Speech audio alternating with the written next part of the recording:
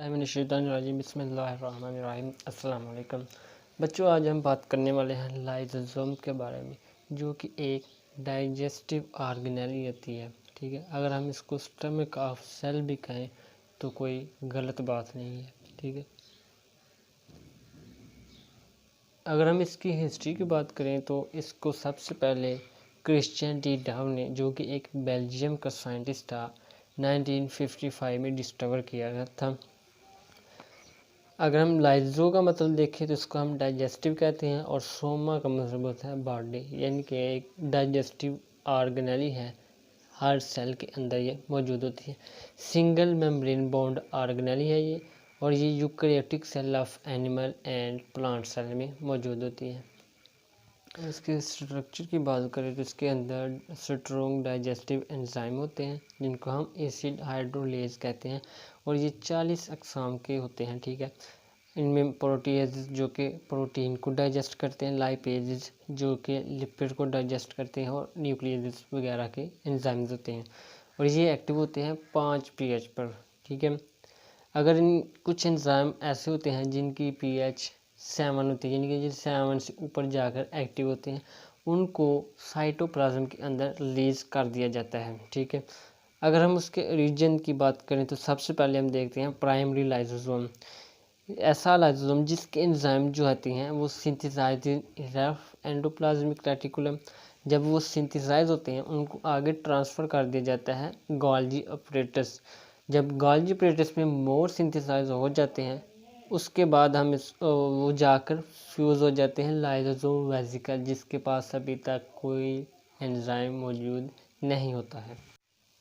अगर हम इसके स्ट्रक्चर की बात करें तो हम देखते हैं कि ये सबसे पहले रफ एंडोप्लाज्मिक रेटिकुलम में सिंथेसाइज होते हैं एंजाइम्स, फिर उसके आगे जाके ये गोल्गी अपरेटस के पास जाते हैं, उसके बाद जाके ये एक वैक्यूल के साथ फ्यूज़ हो रहे होते हैं। ठीक है, इसको हम कहते हैं प्राइमरी लाइसोसोम, और जब ये उधर जाके प्राइमरी वैक्यूल के साथ फ्यूज़ होकर और एक्टिव हो जाते हैं डाइजेशन के लिए, तो इसको हम कहते हैं सेकेंडरी लाइसोसोम।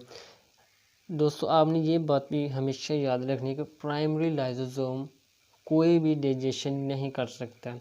जब डाइजेशन होनी होती है तो वो सेकेंडरी लाइसोसोम में ट्रांसफ़र हो जाता है। इधर आप देखेंगे एक फूड का पार्टिकल है जो कि आगे सेल के अंदर ट्रांसफ़र होता है। ठीक है, सेल जो कि अपने अंदर इसको एंटर करवा लेता है, आगे जाके वो सेकेंडरी लाइसोसोम के पास जाके फ्यूज डाइजेस्ट होगा। ठीक है, प्राइमरी लाइसोसोम डाइजेशन नहीं कर सकता। जब वो इसके साथ अटैच होगा तो वो आगे जाके डाइजेशन करवाएगा, और लाइसोसोम जो होता है वो डिफरेंट ऑर्गेनेल्स को भी डाइजेस्ट कर लेता है। ठीक है, इधर दिखाया गया कि वो ऑर्गेनेल को भी डाइजेस्ट कर रहा है। अगर हम इसके साइज़ की बात करें तो वो हो सकता है 0.2 से लेकर 0.5 माइक्रोमीटर तक। ठीक है, और हम इसका अगर फंक्शन देखें तो इसका काम होता है digestion of large extra cellular substance. ठीक है, इन सब्सटेंस में ये बैक्टीरिया और वायरसेस को भी डाइजेस्ट कर सकता है। अगर हम इंट्रासेलुलर डाइजेशन देखें तो इसमें जब एक एनिमल जो होता है वो स्टारवेशन में जाता है, ठीक है, तो उसके अंदर जो प्रोटीन, लिपिड, कार्बोहाइड्रेट वगैरह स्टोर हुए होते हैं, ये उनको जाके फिर डाइजेस्ट करके एनर्जी सप्लाई करता है सेल को। ठीक है, अगर हम ऑटोलाइसिस देखें तो ऑटोलाइसिस हम कहते हैं डाइजेशन ऑफ ऑर्गेनेल्स, यानी कि सेल के अंदर जो ऑर्गेनेली होती है ये उनको भी डाइजेशन कर सकता है। ठीक है, उसको हम ऑटोलाइसिस कहते हैं। अगर हम एक्स्ट्रा सेलुलर डाइजेशन देखें तो ये जब स्पर्म और ओवम की हो रही होती है फर्टिलाइजेशन, तो ये उधर अपनी एंजाइम रिलीज़ करता है। ठीक है, तो वो एंजाइम जो होते हैं वो ओवम की जो मेम्ब्रेन होती है उसको डाइजेस्ट करते हैं ताकि स्पर्म जो है अंदर दाखिल हो सके।